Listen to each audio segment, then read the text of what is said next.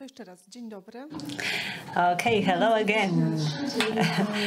Welcome to the third workshop session. My name is Małgorzata Rosalska. I'm a career advisor and I work at Adam Mickiewicz University in Poznań, but also work with schools and I work in a primary school in Poznań.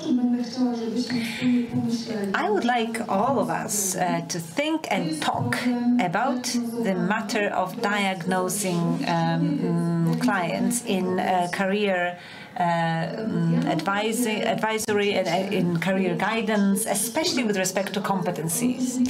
I have a feeling, based on my experience, that diagnostics in guidance is strongly associated with testing. Today, I will take an attempt to demonstrate that tests in the context of competencies or diagnosing competencies, including digital competencies, are not always very effective. But in order not to be a complainer only, I will try to make some suggestions of what can be done and why we can do certain things and why do we diagnose clients and what can we use with the data derived in the process.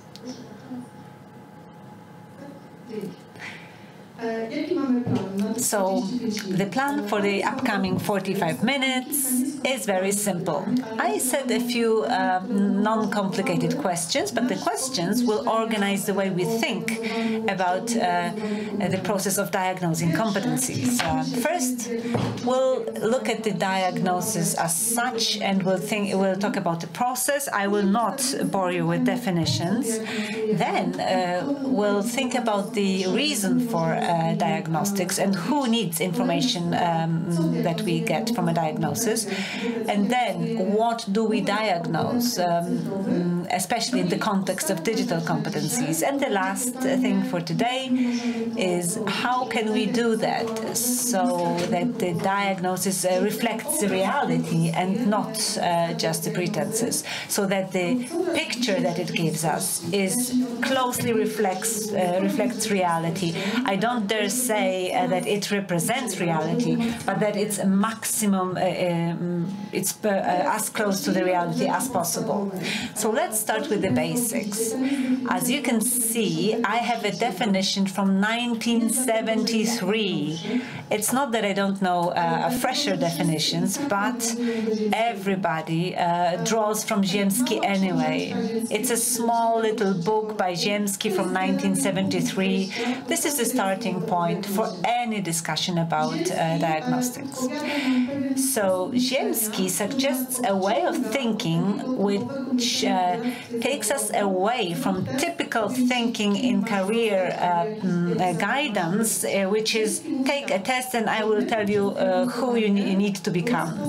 Ziemski says that a diagnosis lets us recognize what is the status of things, and then we can attempt to categorize.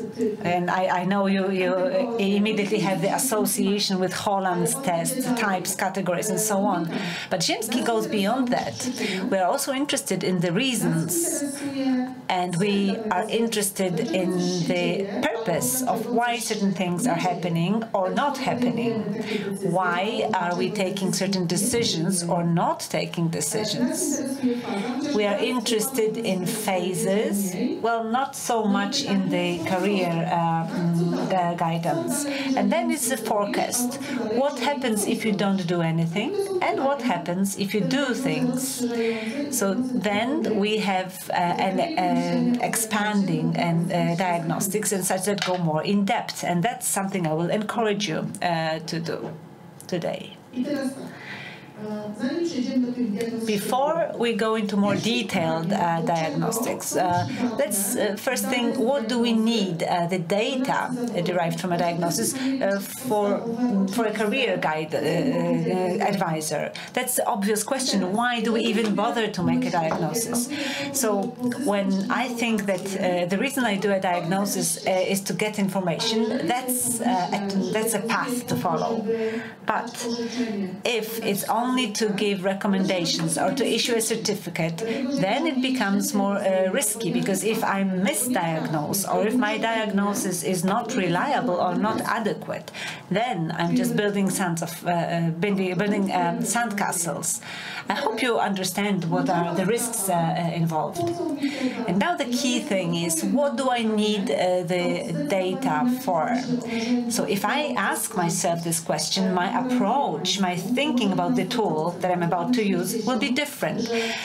I guarantee, maybe not in 100%, but maybe in 60%, that if you ask yourself this question, tests will no longer be that attractive. You'll find new ways to get information. The second question that I propose is, who needs the information? Well, the advisor does, because based on the data we're able to make some projections and design further advisory activities, but it should be necessary for the person, for our client. So it should be applicable to that person, to that individual situation, and it should be clear in the sense that the client should know what the diagnosis means for them. Let's go wild. Let's make a Berger's test, and somebody gets a result that they're amorphic type of personality. Well, we know what that means, but that person becomes uncertain. Is it good or is it bad? So that's not just an issue of developing a diagnosis, but also a language that we use to convey information. So I want to tell you that the category of digital consequences that we are discussing whole day today, it's not a clear category. Are we sure that we all understand this term in the same way? And see, I'm talking about diagnosing digital competencies. So there is a risk that each of us has a different association. So I will be discussing something that my neighbor does not even think about. So I would like to start with a good academic tradition, is that the scientific language should be transparent and easy communicable. So we need to know that everybody understands the same thing by the same term, and that's then we have a clear cognitive situation, a fair situation, in other words. But I have a feeling that we are using certain terms that we are very eager to use, and they are very popular also from a marketing perspective. But when we look into detail, it turns out it's a mess. It turns out different people understand different things by specific terms. Let me now discuss the third question, which seems quite significant, is how do we incorporate a diagnosis into the whole, into the entire advisory process? And that our common sense tells us that we should start with the diagnosis, and then we should have a dialogue, a discussion. So first a diagnosis, then action. But it doesn't have to be so in advisory services, because actions actually show new deficits or show new areas to be considered, and some new subjects may appear. So it's not so that we start with a diagnosis and then actions follow up. It's an ongoing diagnosis, just as an evaluation. We keep monitoring, checking, correcting, adjusting, and watching. But let's go back to Ziemski, again, the classic dating back to 1973. But if you check manuals dealing with diagnosis, it's everywhere the same. So Ziemski suggests several detailed types of in-depth diagnosis. The first one is something that we love in advisory services, is selecting types or categories of people. This is really more like cartelling, or so if you are social and entrepreneur, you finally know who you are, but this is misleading thinking, but it's quite popular. Why do people read horoscopes? They like to know the future. When we mention classification diagnosis, I want you to remember about the darkroom effect, which is a horoscope effect. I have no time to elaborate on that, but if some of you don't know what that is, please get some more reading, and because then you understand the risk which arises during testing. The next thing is a genetic diagnosis. It's a question of etiology, and this is a question of why, for instance, young people want to be YouTubers, celebrities, I don't know what else, or influencers, or why parents dream that their children are somebody, a lawyer or a doctor, or preferably both at the same time. Why? What is the cause of that? And that's the diagnosis from a genetic perspective. So how come that appeared in your head, in your mind, and how hurtful it is in your life, in your situation. The third is a diagnosis of meaning. So why do you do that? What do you want to achieve? Many people collect certificates and diplomas from different training because they believe it gives them an advantage. It's not of achieving something and getting one certificate of high quality. Some people hoard certificates and they have a feeling that they are learning something, and we refer to this situation as an educational pressure. They feel that they are not learning if they don't get new certificate. The fourth thing is diagnosis of a phase, and I will move to another one which is more important. It's a prognostic diagnosis. What happens if you do not change anything, or what happens if you select something that is interested but you are not ready to do? One of the greatest lies in career advisory is select something you love and you will never have to work a day in your life. So people choose jobs that are interesting, but then they understand they are not fit for those jobs, and everybody is unhappy in such situation. You see, I haven't even started discussing my subject. We're still at the introduction phase. And we mentioned already so many complicated things in diagnosing competencies.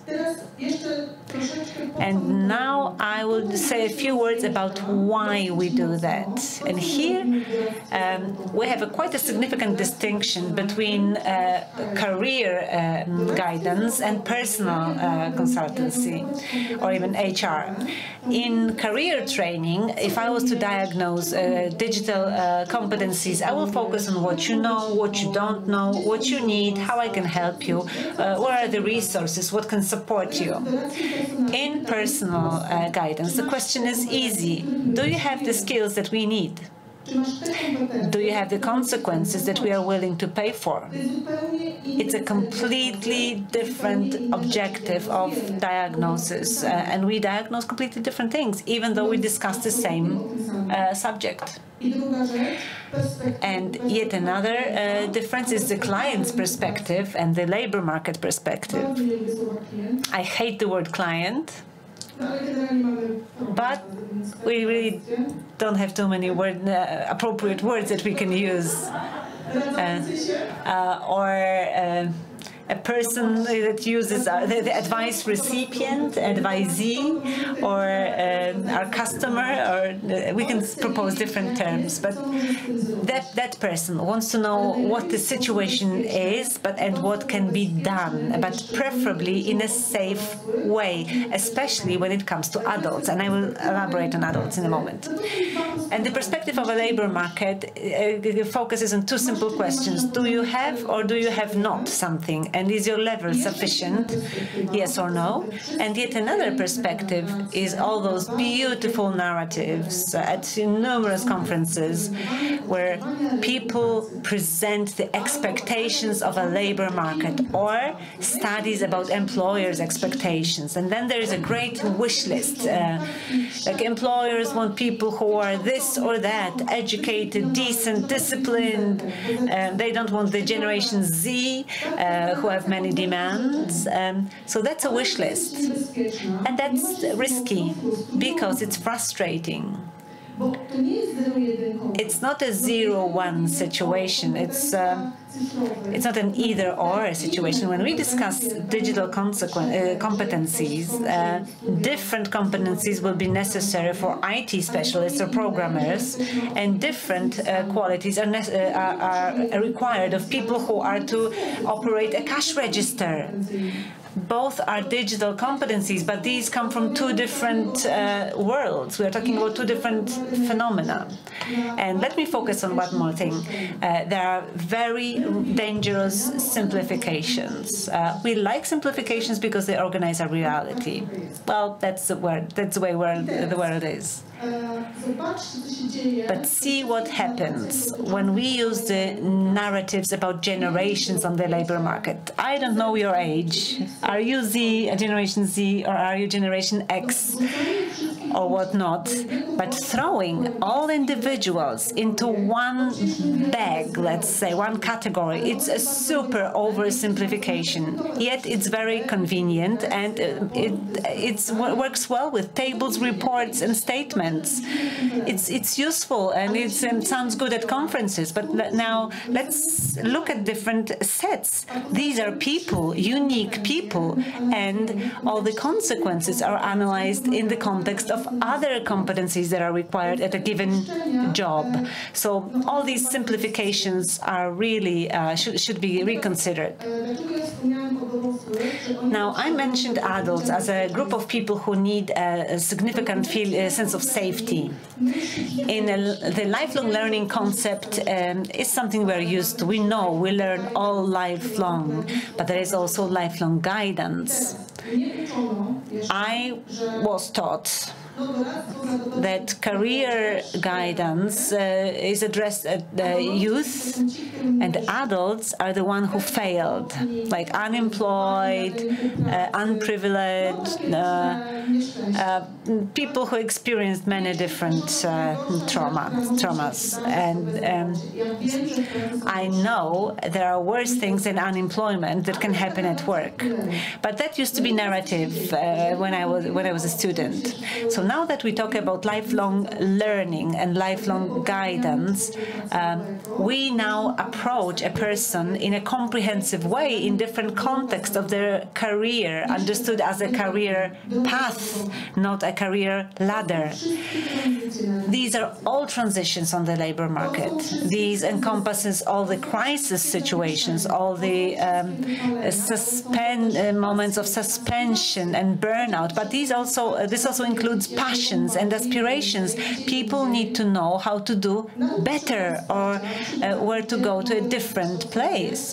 They need support in answering a question: where can I do what I like and make better money? Why do I mention it in the context of the diagnosis? It's because we need to teach consultants competencies of self-diagnosis. We need them to be conscious and aware what I know, what I don't know, and what I need.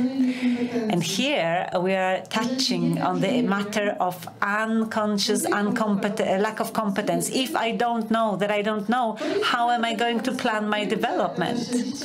It's interesting. I'm not sure if you track YouTube. I don't understand much because people on YouTube have very balanced, advanced jargon about IT business.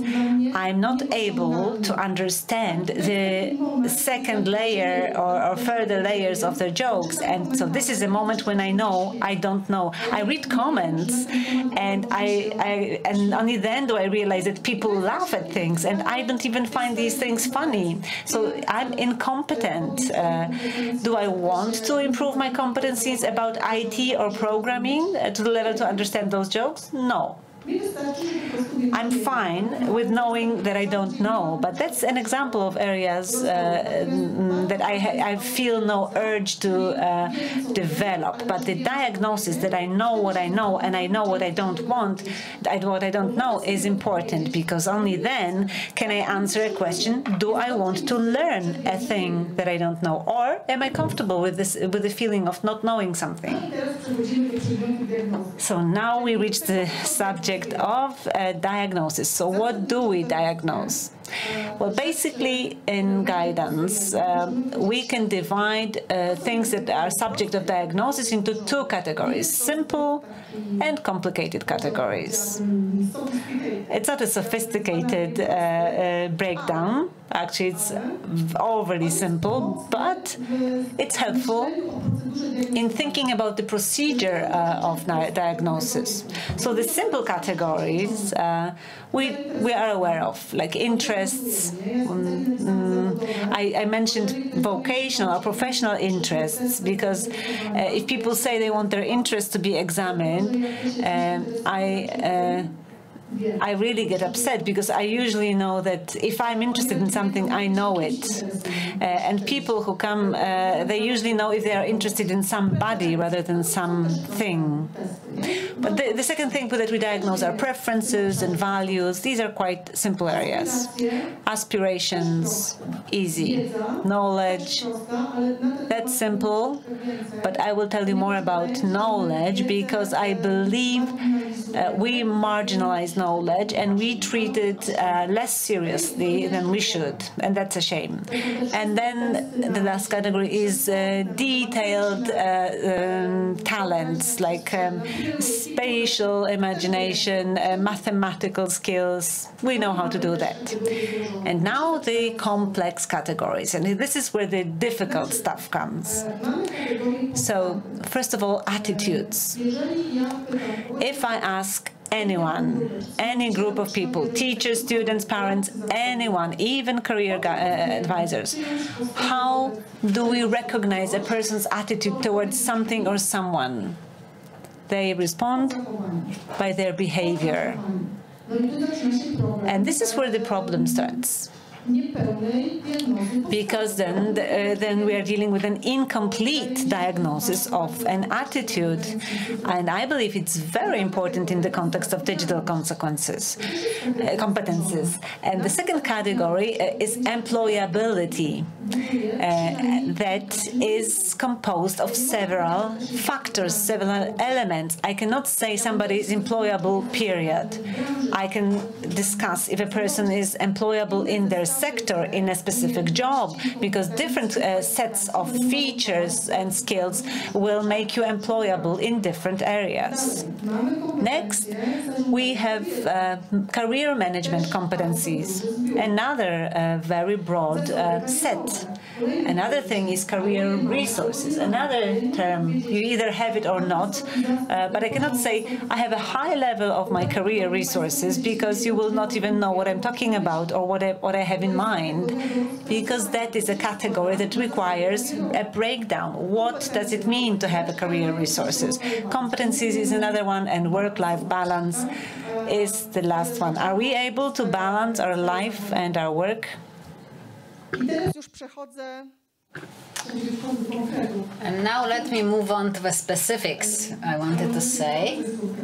But I believe I'm specific enough all the time, because the basic definition of competences is knowledge plus skills.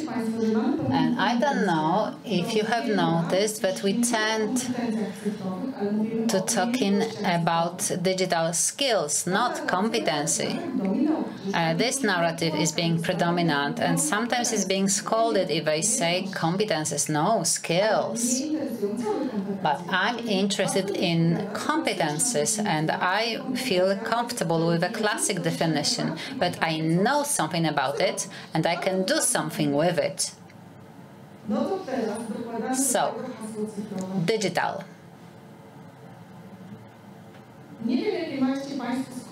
I don't know what is your association with digital competency, because my first association is, my computer which doesn't work and I cannot cope with it. But it is so easy and it doesn't work like that. I'm sorry, I took a train from Poznań and I was late, so I don't know if you've been talking about it.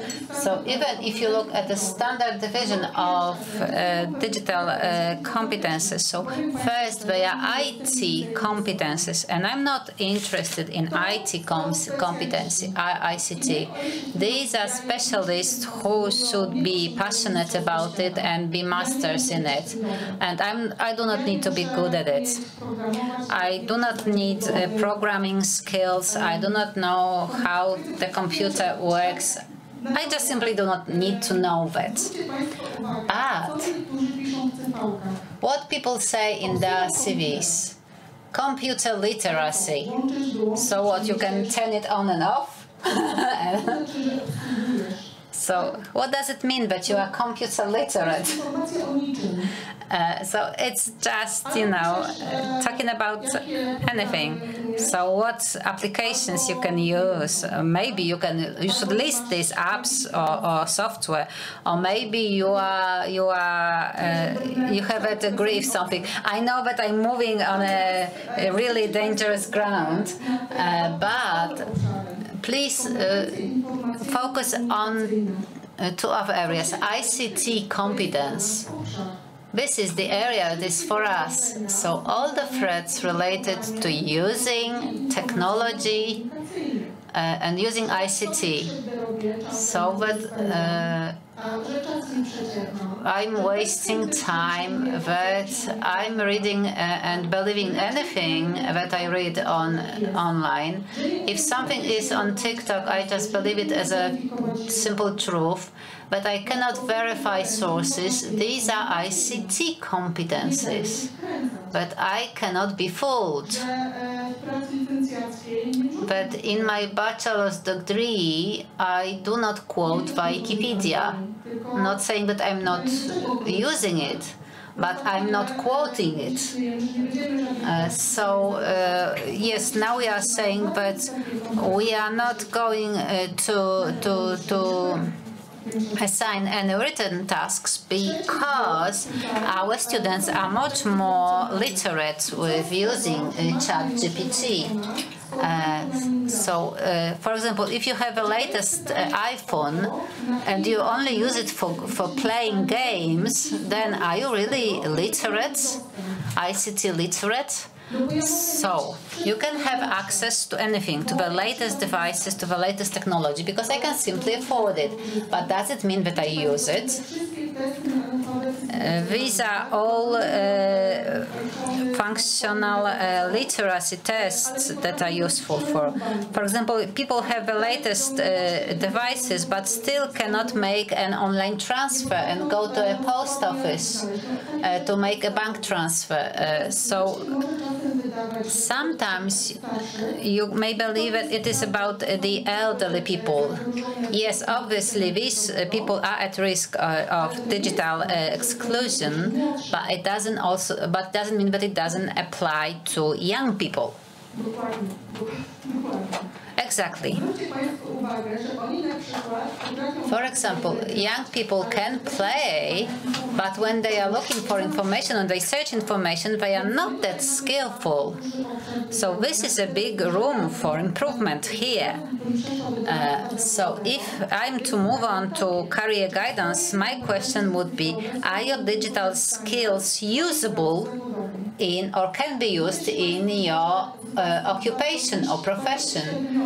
And now let me confess about my incompetency. I'm an academic, as I have said, and I sometimes hear the question, do you know this app or that one? Well, so why should I know 15 different apps for making presentations if I know that I do not want to learn Prezi because I simply don't like it. Why should I know 15 different apps for making educational videos? Isn't one enough? Because you need to be up to date, yeah, and you need to learn new things. No, I don't need to. The question is whether I need this or whether I want it. And another important question about adult learners. We know how to teach adults, but we do not know how to unlearn or unteach them, because once you learn something and you are skillful in it, and when someone wants to take this away from us, you resist, because you always say that the better is worse than the good, yeah? So it is not that simple that we want to develop and progress in digital literacy. There is some point at which you need to say stop, and that is enough for me. Even architecture is going towards minimalism. Even you are a minimalist with your wardrobe. So maybe this is another question to consider. Another question, how to diagnose. Let me start with the least popular thing. In my career guidance experience, I do it very often when I work with students and adults. Knowledge tests. Do you know what is the problem? People have opinions and views, but not necessarily knowledge. And if you ask someone about an app they have never seen or about anything, can they have an opinion about it? Yes, they can. If I work in a specific area and I want to verify competences, I verify knowledge, and I will show you why knowledge is so important. And don't be afraid of tests. And I know you as the audience, because there are recruitment processes when knowledge tests are still applied. History of arts, mathematics, symbols. So just verifying whether people are knowledgeable about the modern reality, and when they go to a business lunch, they will be able to have a conversation, a meaningful conversation. So this is something I have mentioned before, attitudes. So we usually diagnose attitudes based on behaviors, but we know that an attitude from psychological point of view is treated as a whole combined of three components: cognitive, affective, and behavioral component. And the behavioral is the tip of the iceberg. So this is what we see, the behavior. But the most interesting things happen underwater. And I claim to say that in the case of adults, when you need to upgrade their digital competencies, they resist. In which component? It is affective one. People are afraid of novelty, of new things. They are afraid of confronting people who know or can. They are afraid of being asked the question, how come you don't know it? How come you don't know it? Well, you don't. So I have mentioned the sense of safety or security. When you feel secure and when you are not judged, then you are able to embark on a new venture. And this is very important from the point of view of digital competences. What I have learned, what I learned yesterday may be no longer valid tomorrow. And what?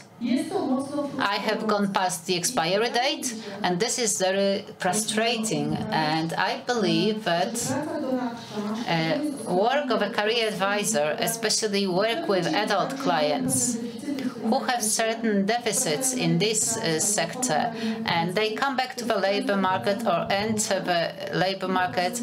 So you are just fighting the resistance and just making them sure that they can learn it. They just need time, and you don't need to be an expert in it. There is just a certain chunk of knowledge that you need. So let us start with the basics. Just breathe in and breathe out. And this is the advisory job. And then the cognitive components. So step by step, basic things, basic informations, which are just truisms for us. And you need to explain them. So you need to be sensitive. You need to be mindful, and you need to be calm, and you need to use methodology. Another thing, employability. And here I want to draw your attention to the fact that employability is a feature of a person. So you are employable or not. Because you know people who have been looking for a job for their whole life, and they either cannot find it or are being sacked immediately, and people who have never looked for a job because the job has found them before. And this is the question of employability. And here we are talking about digital skills as transferable skills. So no matter where you work, you will use these skills, the digital skills, but you will use them at different levels. So this is not just a question whether you have it or not. So we as career advisors, we need to define what are the needs and what is the level of the skills. So is it expert knowledge or functional knowledge? Because if it's functional, you do not need to understand to know how things work. And it is very important in your advisory work, because you need to decide whether it's enough to show and just to give these functional skills, or maybe someone has to work in a job where certificates and very expert knowledge is required, and then you have market qualifications and informal, non-formal learning sector where they can gain these competences. And I believe it is very important not to treat it like either you have or not these competences, because this is a line. You are on a line in a continuum, and then you decide the scope of these skills. Another thing, talking about competences, including digital competences, we have a strong division into declarative and actual competences.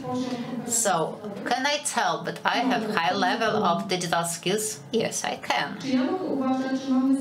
Can I say that I have high level of social competences? Yes, I can.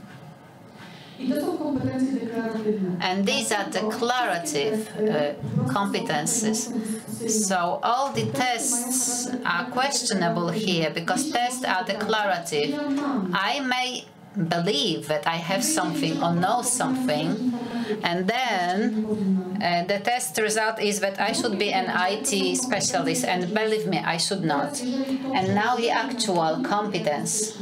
So when you translate them into the diagnostic tools, then you have two different worlds, because in the declarative words, you can have tests, questionnaires, and interviews, but if I want to investigate actual skills, it's just sit on the computer, just use your device, interpret the text you have read, and this is quite a different conversation. And why is it so important?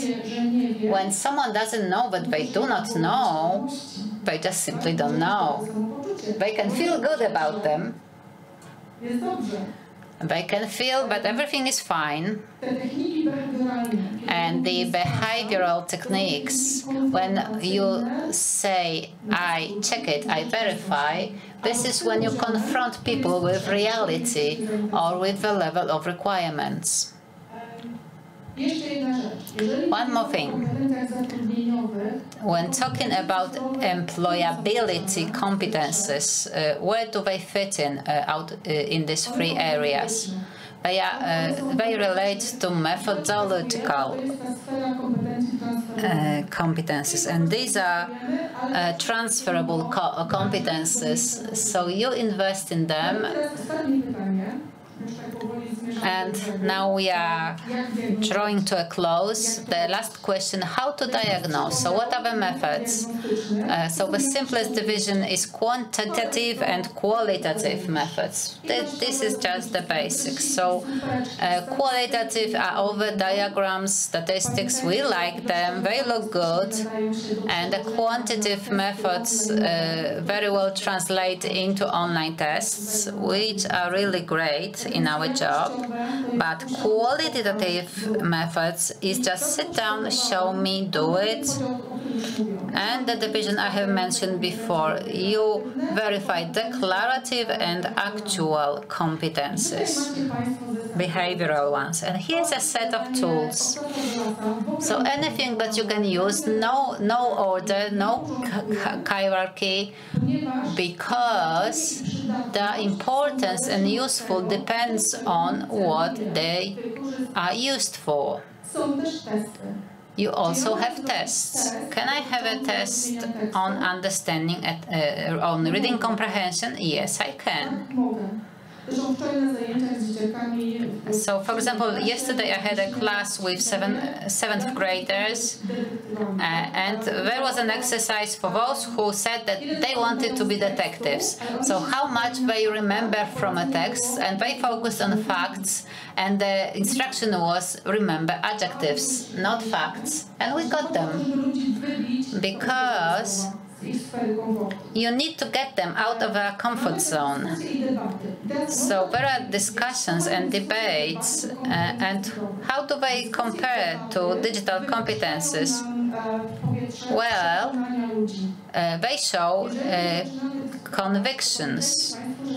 So when you have a discussion, your views are becoming more visible, prominent, and then you can hear what people really think about a given topic, which is very important for us as career advisors, because they represent their fears. We have questionnaires, we have other techniques. So one workshop was based on cards, and if you were to do an exercise on digital skills in senior citizens' house, for example, my mom learns anything that she can, and my dad has decided that he will not use a mobile phone, a smartphone, he will not write text, and he is consistent for years. He has been consistent for years. Well, exactly.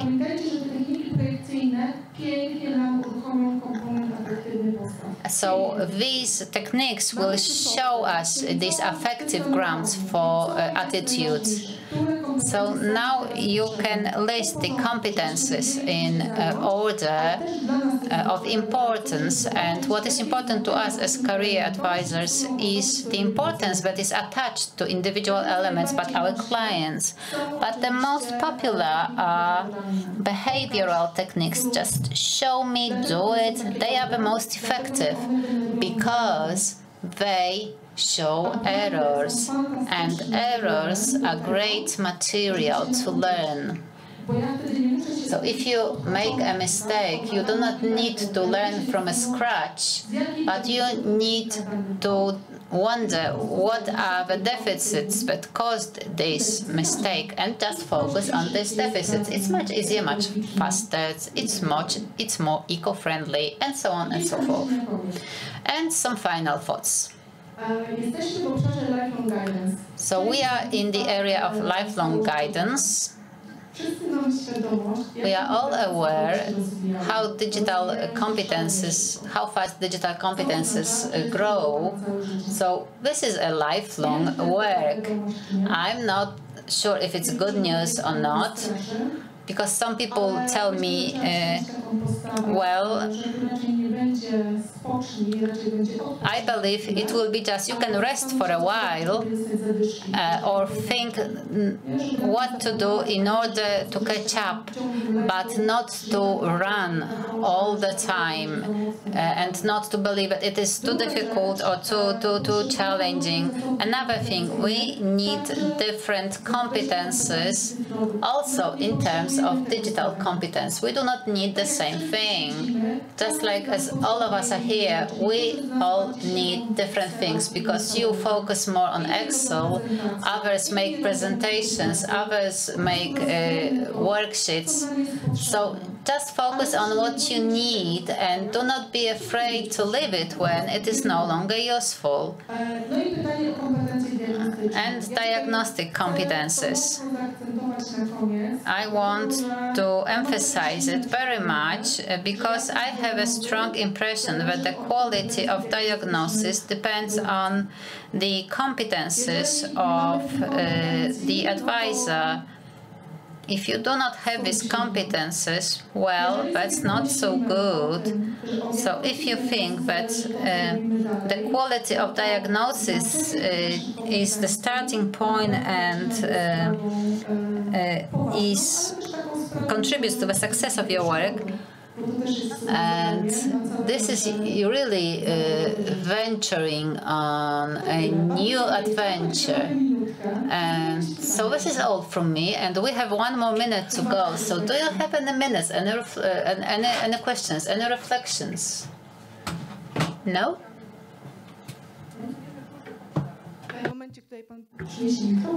Okay, wait for the microphone, please. I'd like to say that we work in different sectors, and in all the different sectors, we may encounter different, let's say, adventures. We also deal with different participants. So I have a question about competencies in diagnostics. You work differently with 8th graders and differently with high school students, and in a completely different way you work with adults. So how do you approach those 3 groups of people? Especially when it comes to diagnostic competencies, and I'm asking about behavioral aspect. Well, it's a good question. I have 3 seconds left, so I will try to tackle it. But seriously, this is a question of how do we understand these competencies, and for my needs, I organize it this way. I need to know what I'm diagnosis, which is the subject. Then I think which tools I will be using. So how can I diagnose it or examine it?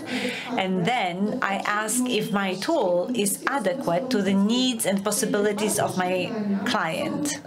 So the first 2 questions are universal, regardless of who I'm working with. And my 3rd question affects the way I'm working with. So whether these are kids, teenagers, or adults, but also adults are not a uniform category.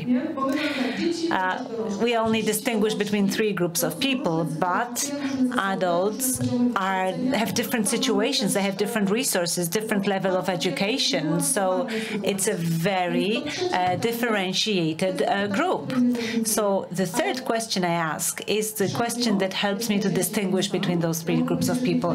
The subject is usually the same, or maybe some are more typical for some groups, and the tools is also a limited set of things. And the 3rd question is which tool I use for which group. That's what makes a difference. Okay, the time is up. Thank you very much. If you want to hold a further discussion, we have a coffee break to do that. Thank you.